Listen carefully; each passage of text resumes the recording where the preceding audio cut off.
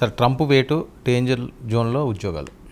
Trump వరుసగా ఏదో ఒకటి పెడుతున్నాడు కదా. వాస్తవంగా ట్రంప్ మూడోసారి అధ్యక్షుడు అవ్వచ్చు అని అమెరికాలో ఒక చర్చ బయలుదేరిందంట. ఎందుకంటే అమెరికా రాజ్యాంగం 2 సార్లకు మించి ఎవరో అధ్యక్షుడిగా ఉండకూడదు అని చెప్తుంది. అయితే మధ్యలో బ్రేక్ వచ్చింది కదా, వరుసగా 2 సార్లు కాదు కదా, కాబట్టి ట్రంప్ మూడోసారి అవ్వచ్చేమో అని ఒక మీమాంస లేవనెత్తారు.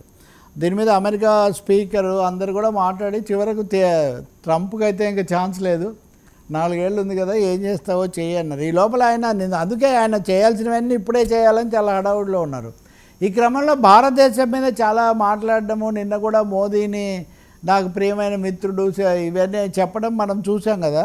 హఠాత్తుగా పర్మిట్ మీద పనిచేస్తున్న వాళ్ళని వెంటనే పంపించేయడము, గడువు ముగిసిన వాళ్ళని వేటాడటము, ఇది చాలా యుద్ధ ప్రాతిపదిక మీద చేయండి అని ట్రంప్ ఉత్తర్వులు ఇవ్వటం భారతదేశానికి, ఎందుకంటే ఎక్కువ మంది భారతీయులే ఉన్నారు కాబట్టి వాళ్ళ మీద ఇది చాలా ప్రభావం పడుతుంది.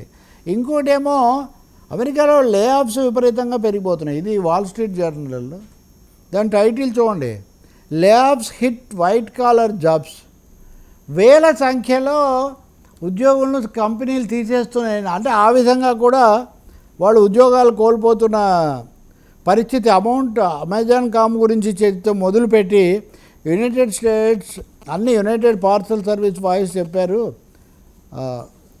వేల మందిని తొలగించేస్తున్నారు. చాలా చోట్ల ఈ తొలగింపులు అనేవి చాలా భారీ కార్యక్రమంగా తయారైంది అమెరికాలోనే. దీనివల్ల కూడా ఉద్యోగుల్లో ఒక అభద్రత వచ్చింది. భారతదేశానికి ఇది కూడా ఒక సమస్యగా ఉంది. ఇంకా లాస్ట్ బట్ నాట్ లీస్ట్, నిన్న మరొకసారి ట్రంప్ పాకిస్తాన్ సైన్యాధ్యక్షుడు Munir great warrior, great fighter అని ఆయన విపరీతంగా పొగిడాడు. ఈ గ్రేట్ ఫైటర్ నేను దారికి తెచ్చానని. ఈ గ్రేట్ ఫైటర్ని అలా ఉంచి చైనా అధ్యక్షుడు జిన్పింగ్తో చర్చలు జరిపి ఒప్పందం కుదుర్చుకున్నారు. భారతదేశం కంటే తక్కువ టారిఫ్లు చైనా మీద వేసేట్టు. అప్పుడు పెంచిన టారిఫ్లను 10% తగ్గించడానికి చైనా అధ్యక్షుడితో ట్రంప్ సంతకాలు చేశాడు.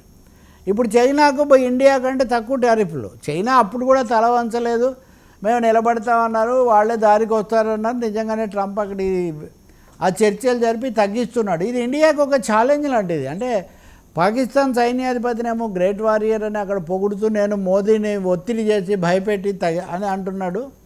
రెండోది, చైనాకు సంబంధించి 2 ఒప్పందాల్లో ఉన్న దేశాలను చైనా దానికి 10% తగ్గించి భారతదేశాన్ని, అయితే ఇదే సమయంలో I'm confident of a trade deal with India, ఏదేం చేసినా ఇండియా నా దారికి వస్తుంది, ఒప్పందం కుదురుతుందని చెప్తున్నాడు.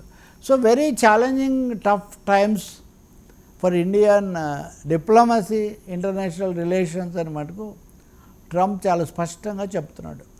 పోనీ మూడోసారి వస్తాడా అంటే ఆ నమ్మకం కూడా లేదు. గతసారి ఏమన్నా మోదీకి ఆ నమ్మకం ఉండొచ్చు, కానీ ఇప్పుడు ఈయన మూడోసారి అసలు నిలబడే ఛాన్సే లేదు. కాబట్టి తప్పకుండా భారత విదేశాంగ విధానాన్ని మరొకసారి పునఃపరిశీలించుకోవాల్సిన అవసరం ఏర్పడుతుంది.